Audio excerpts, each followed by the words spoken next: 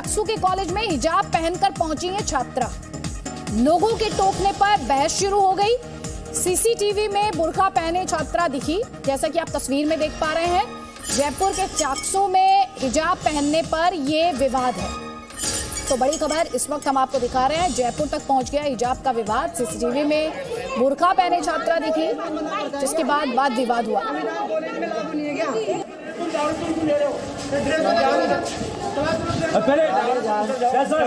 पहले बच्चों को अंदर करवा के बच्चों को ले लेना, हां तो ले आ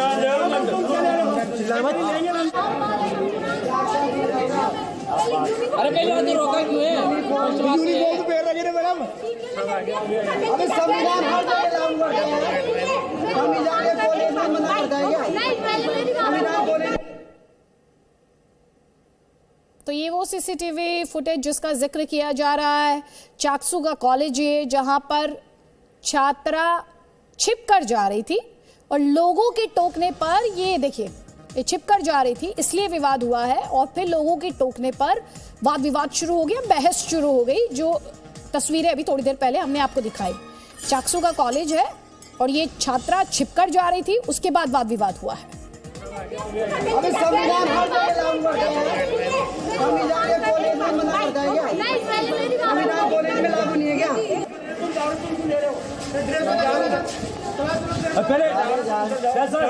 पहले बच्चों को अंदर करवा के बच्चों को ले लेना, हां तो ले आ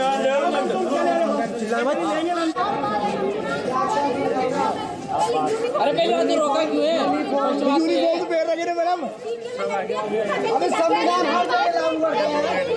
संविधान के कॉलेज में मना करता है क्या? नहीं, पहले मेरी बात। संविधान कॉलेज में लागू नहीं है क्या?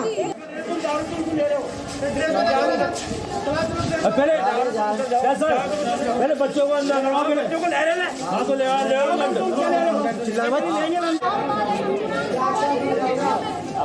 अरे कहीं आदमी रोका क्यों है? यूरी बहुत पैर लगे रे मैडम। अबे संविधान हर जगह लागू कर दिया है। संविधान के कॉलेज में मना करता है क्या? नहीं, पहले मेरी बात। संविधान कॉलेज में लागू नहीं है क्या?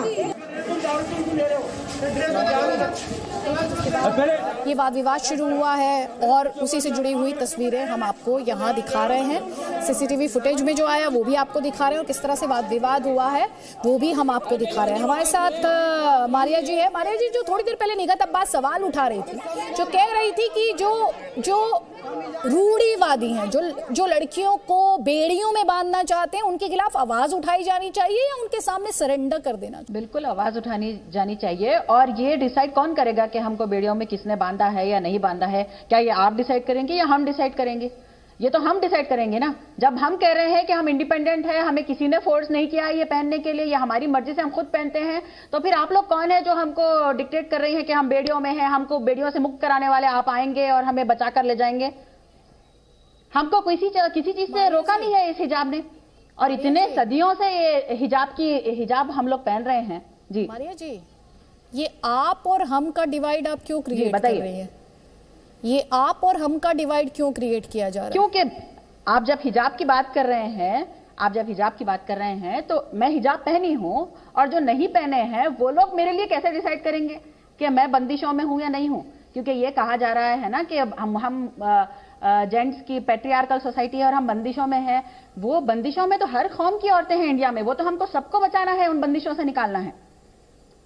और पर्दा लेकिन ये जो पैट्रियार्की और हिजाब का कोई संबंध ही नहीं है। हमारा संविधान पर्दा को कुरीति कहता है और कोई भी कचहरी आपको पर्दा करने का इजाजत नहीं दे सकती। और आप लोग शुरू होते हैं हिजाब से, पर्दा का डेफिनेशन क्या है आपके हिसाब से? मुंह ढक देते हैं, उसके बाद दोनों आंखों से एक आंख खुली छोड़ते हैं, फिर दस्ताने पहनाते हैं, फिर मोजे पहनाते हैं, उसके बाद औरतों को जेल में डाल देते हैं अगर वो ये वस्त्र ना पहने। उनको जान से भी मार दिया जाता है कई मुल्कों में। ये तो आप कह रही हैं, मैंने तो ऐसा देखा नहीं। ये तो हिंदुस्तान में नहीं हो रहा, मैंने तो मेरे खानदान में कभी देखा नहीं इतने, मतलब ईरान में हो रहा है।